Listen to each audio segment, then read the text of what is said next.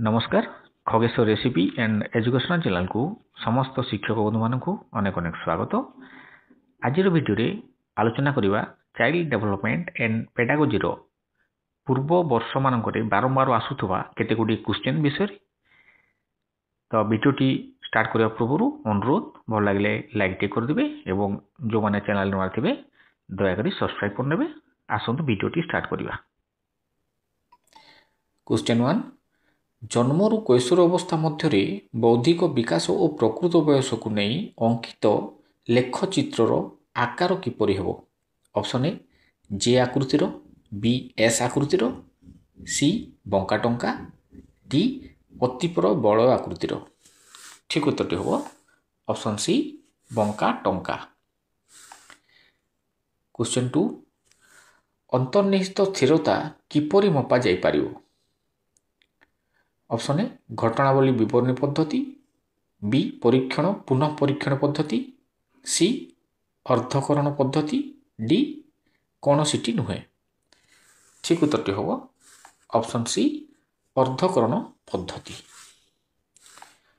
Question 3 Kyonti कैशोर अवस्थार एक सामाजिक परिवर्तन अंतर्भुक्त। ऑप्शन ए भय और लाज, बी वयस्क मानक परि व्यवहार, सी चंचलता, डी कल्पना करिवा। ठीक उत्तरटी हो ऑप्शन बी वयस्क मानक परि व्यवहार। और क्वेश्चन 4 शिक्षादान शिक्षण को प्राधान्य देवा पई क्यों पदक्षेप निया जाई पारिबो। ऑप्शन ए परीक्षार फलाफल उपरे ध्यान देवा, बी शिशु केन्द्रिक शिक्षा विज्ञान को ग्रहण करिवा, सी घोषा विद्या को उत्साहित करिवा, डी शिक्षक केन्द्रिक शिक्षा को ग्रहण करिवा। ठीक उत्तरटी होबो ऑप्शन बी शिशु केन्द्रिक शिक्षा विज्ञान को ग्रहण करिवा। क्वेश्चन 5 एक सशक्त विद्यालय निज शिक्षक मानकर केउं गुण को सर्वाधिक प्रोत्साहित करिथाय। ऑप्शन ए प्रतियोगितामूलक मनोवृत्ति, बी परीक्षण प्रवृत्ति, सी स्मरण शक्ति, डी श्रृंखलित प्रकृति। ठीक उत्तरटी हो ऑप्शन ए प्रतियोगितामूलक मनोवृत्ति। क्वेश्चन 6 बौद्धिक विकासर केउं पर्यायर शिशुर आत्मकेन्द्रिक विकास घटी। ऑप्शन ए संवेदीकारक, बी प्राक संकार्यधर्मी, सी मूर्त संकार्यधर्मी, डी विमूर्त संकार्यधर्मी। ठीक उत्तरटी हो ऑप्शन बी प्राक संकार्यधर्मी। क्वेश्चन 7 केउंटी कार्य माध्यम शिक्षण पद्धति अंतर्भुक्त। ऑप्शन ए आलोचना पद्धति, बी प्रकल्प पद्धति, सी अभ्यास पद्धति, डी वर्णना पद्धति। ठीक उत्तरटी हो ऑप्शन बी प्रकल्प पद्धति। क्वेश्चन 8 केउंटी संभाग विस्तार 40 रु 44 प्रकृत सीमा को सूचाए।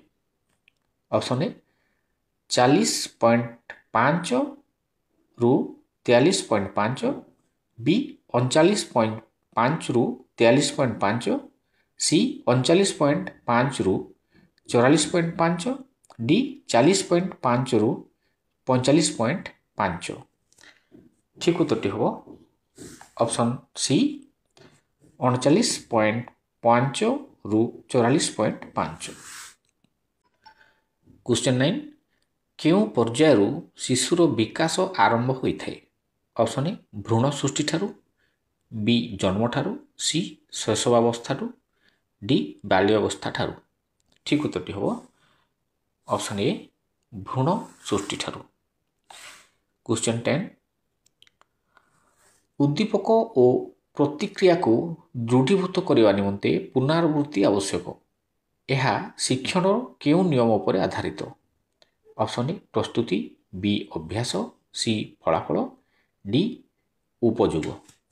ठीक उत्तरटी हो ऑप्शन बी अभ्यास। क्वेश्चन 11 तथ्य वितरणर सर्वनिम्न और सर्वोच्च मूल्यांक कौन सूचाई थाए। ऑप्शन ए दीर्घता, बी दूरता, ସି ଉଚ୍ଚତା, ଡି ବିସ୍ତୃତି। ଠିକ୍ ଉତ୍ତରଟି ହେବ ଅପସନ୍ ଡି ବିସ୍ତୃତି। କ୍ୱେଶ୍ଚନ୍ 14 ନିମ୍ନୋକ୍ତ କେଉଁ ଉକ୍ତିଟି ଠିକ୍? ଅପସନ୍ ଏ ନିର୍ଭରଯୋଗ୍ୟ ପରୀକ୍ଷଣ ସର୍ବଦା ବୈଧ ଅଟେ, ବି ସମସ୍ତ ବସ୍ତୁନିଷ୍ଠ ପରୀକ୍ଷଣ ବୈଧ ଅଟେ, ସି ବୈଧ ପରୀକ୍ଷଣ ସର୍ବଦା ନିର୍ଭରଯୋଗ୍ୟ ଅଟେ, ଡି ସମସ୍ତ ନିର୍ଭରଯୋଗ୍ୟ ପରୀକ୍ଷଣ ବସ୍ତୁନିଷ୍ଠ ଅଟେ। ଠିକ୍ ଉତ୍ତରଟି ହେବ ଅପସନ୍ ସି ବୈଧ ପରୀକ୍ଷଣ ସର୍ବଦା ନିର୍ଭରଯୋଗ୍ୟ ଅଟେ। କ୍ୱେଶ୍ଚନ୍ 15 କେଉଁଟି ଶିକ୍ଷଣ ବକ୍ରରେ ସମତଳ କ୍ଷେତ୍ର ଦେଖାଯିବାର କାରଣ ନୁହେଁ?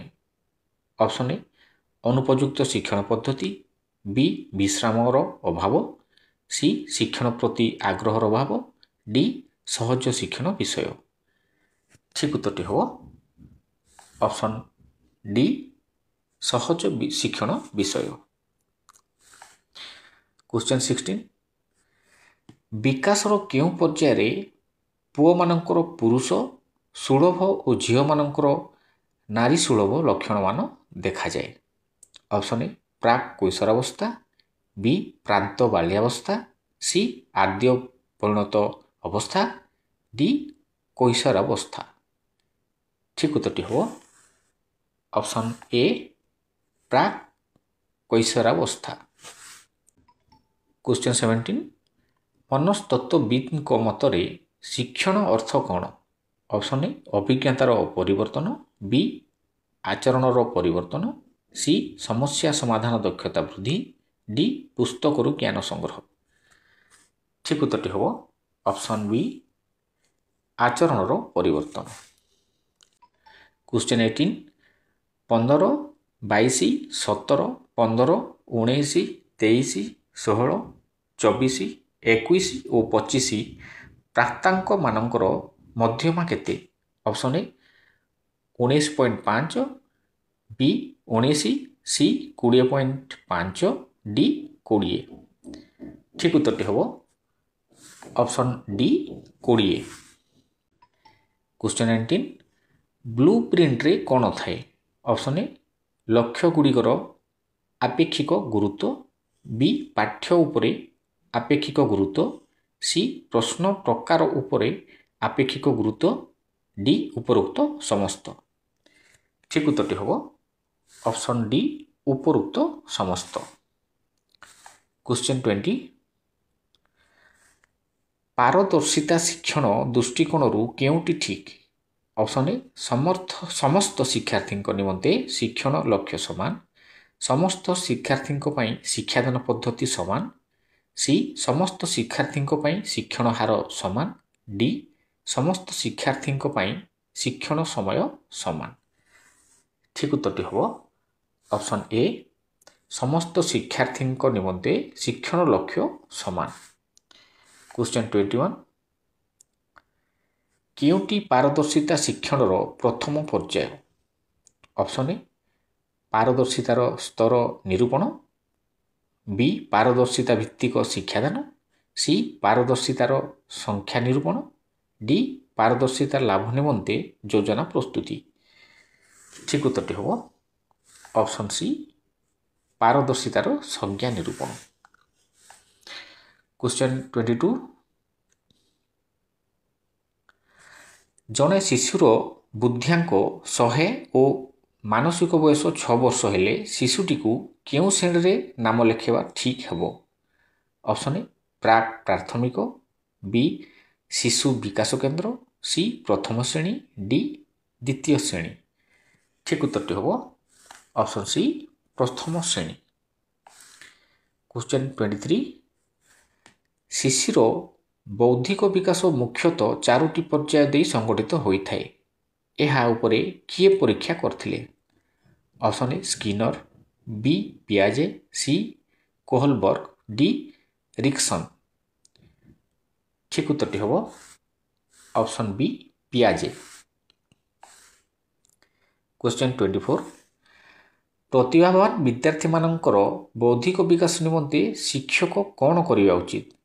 ଅପସନ୍ ଏ ଜିଜ୍ଞାସାମୂଳକ ପ୍ରଶ୍ନ ପଚାରିବେ, ବି କେନ୍ଦ୍ରାପସାରୀ ଚିନ୍ତନ ପାଇଁ ସୁଯୋଗ ଦେବେ, सी विश्लेषणात्मक और प्रयोगात्मक प्रश्न पचारे डी उपरोक्त समस्त ठीक उत्तर हम ऑप्शन डी उपरोक्त समस्त। क्वेश्चन 25 उत्तम परीक्षण क्यों गुणटी न थाए ऑप्शन ए वैधता बी विश्वसनीयता सी उपयोगिता डी नमनीयता ठीक उत्तर हम ऑप्शन डी नमनीयता। क्वेश्चन 26 श्रेणी रे विषय वस्तु उपस्थापन पई क्यों पद्धति अनुपयुक्त ऑप्शन ए जणारू अजणा बी संपूर्णरू आंशिक सी जटिलरू सरल डी निर्दिष्टरू साधारण ठीक उत्तर हम ऑप्शन सी जटिलरू सरल। क्वेश्चन 27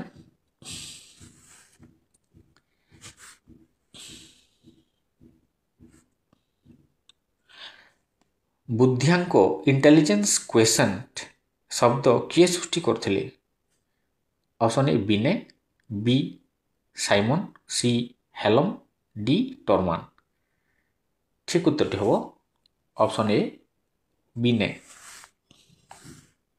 क्वेश्चन 28 पारदर्शिता शिक्षण शेष पर्यायटी कौन ऑप्शन ए पारदर्शिता स्तर निर्णय बी योजना प्रस्तुति सी शिक्षादान डी तालीम ठीक उत्तर हम ऑप्शन ए पारदर्शिता स्तर निर्णय। क्वेश्चन 29 हर्लक मतरे आद्य बाल्यावस्थार बयस सीमा केते ऑप्शन ए 0 ରୁ 6 बी 2 ରୁ 6 वर्ष सी 2 ରୁ 10 वर्ष डी 0 ରୁ 2 वर्ष ठीक उत्तर हम ऑप्शन बी 2 ରୁ 6 वर्ष।